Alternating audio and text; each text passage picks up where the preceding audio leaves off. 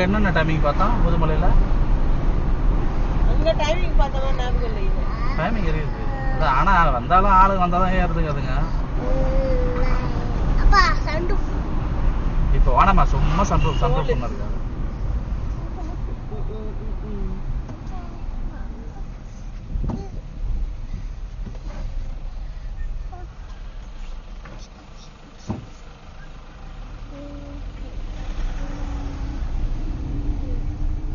அந்த கார் இருந்து தேவையில்லாம 60 ரூபாய் வாங்கினா வரும்போது எவ்வளோ இது போன சோத்தை தின்ட்டு போகிறேன்.